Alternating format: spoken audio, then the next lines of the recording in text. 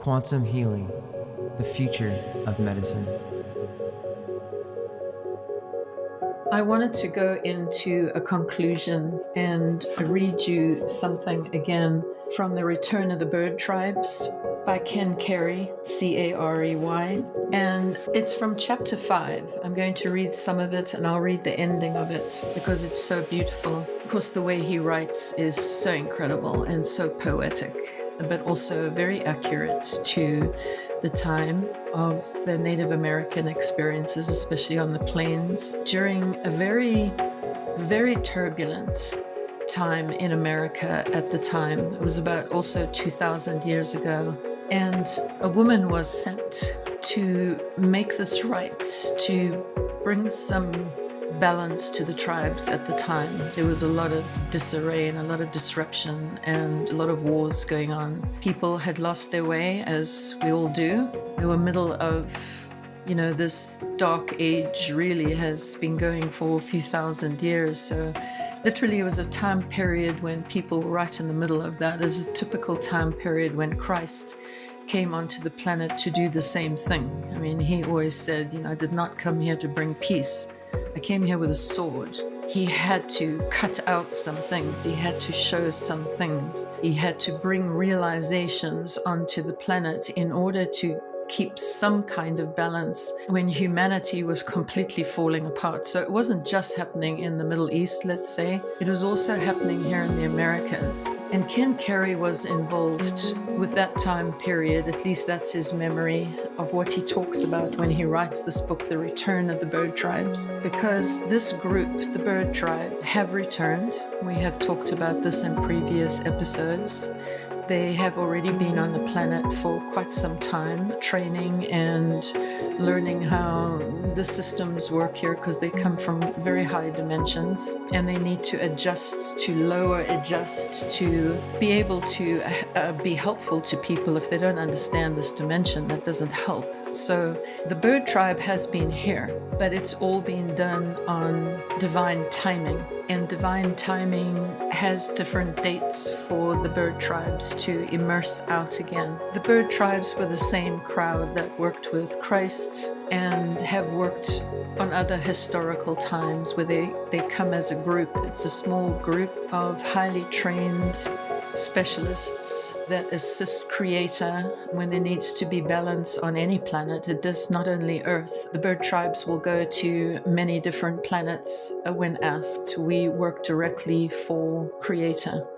Creator has its own sort of angelic warrior tribe, very elite, very highly trained over eons and eons of time, and they are sent down during these periods to bring balance. Of course, they're very rarely appreciated, which we have seen in the past. We tend to they come down and we get rid of all of them. However, it makes no difference to the bird tribe.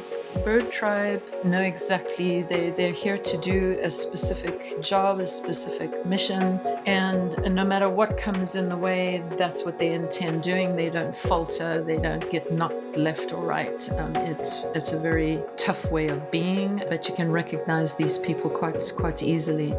These people are emerging right now.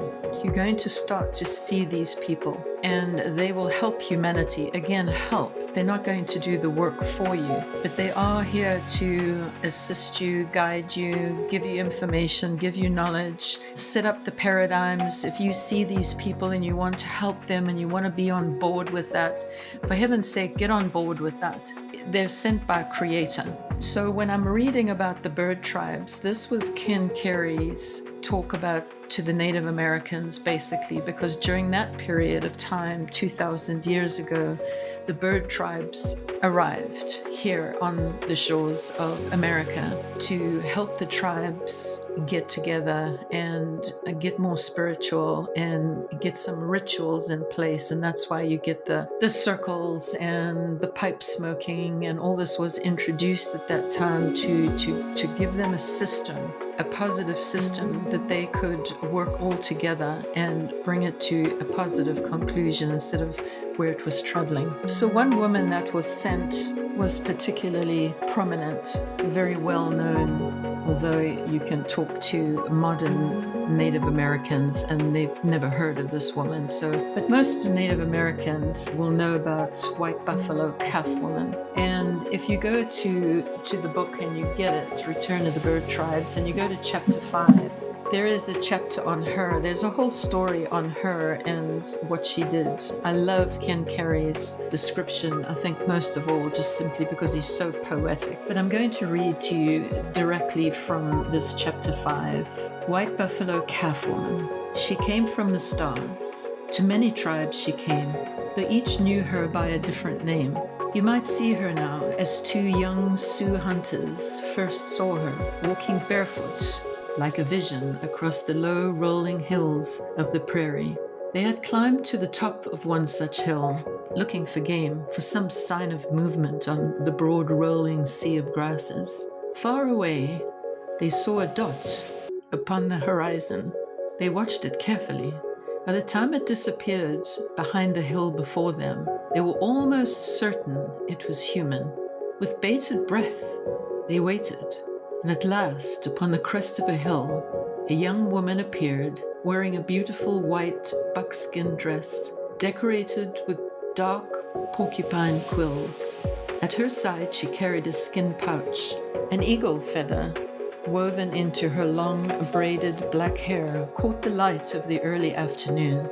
Remarking upon her extraordinary beauty, the first of the warrior braves exclaimed how he would like to couple with her right there in the warm sun prairie grass. Put aside such thoughts, spoke the other brave. This is a sacred woman, a vision perhaps, certainly not one to be approached in that manner. But to his surprise, the woman in white buckskin smiled at the lusty warrior and said to him, "Come to me, and you shall have what you desire."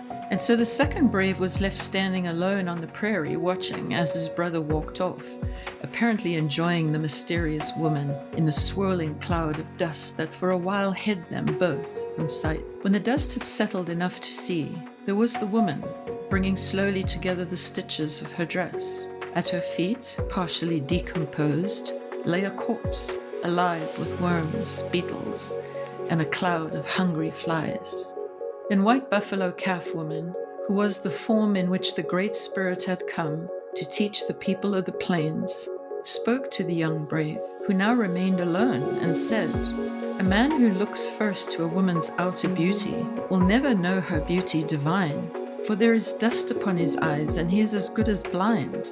But a man who sees in a woman the spirit of the Great One, and who sees her beauty first in spirit and in truth, that man will know God in that woman, and should she choose to lie with him, he will share with her enjoyment more fully than the former ever could, and all will be as it should. You, when you looked upon me, were not blind to my beauty, but your first thoughts were, who is she, this beautiful woman? What is it that makes her countenance glow so in the afternoon sun? What thoughts are those that dance behind her eyes? From what land does she come? With what tidings?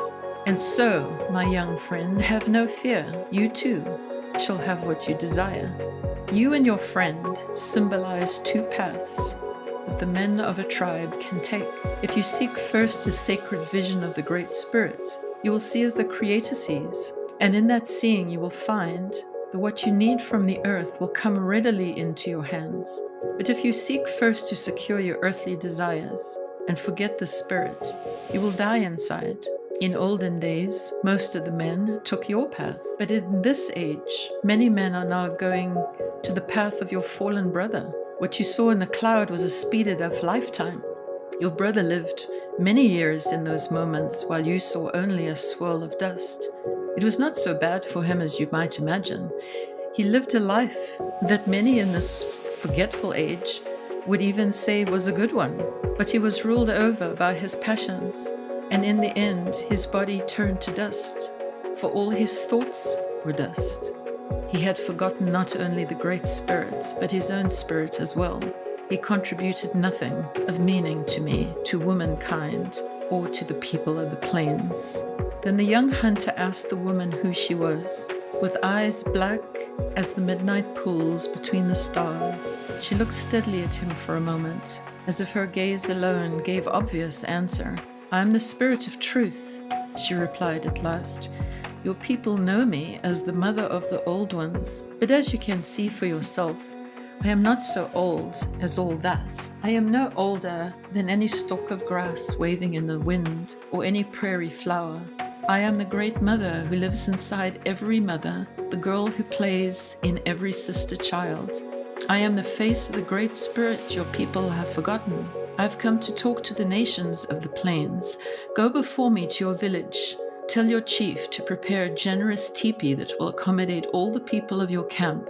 I will be there shortly. I have some things to teach you, sacred things that your tribe has forgotten.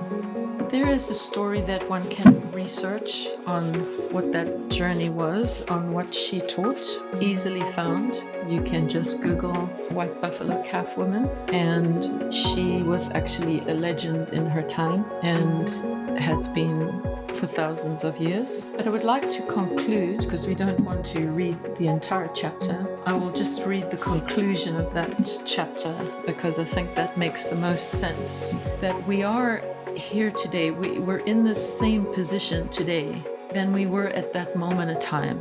The bird tribes are again, they've arrived, they're here. They are going to be assisting and helping to change everything into this new consciousness level. However, at least at this point, the advantage is it's permanent. It's going to change and stay there.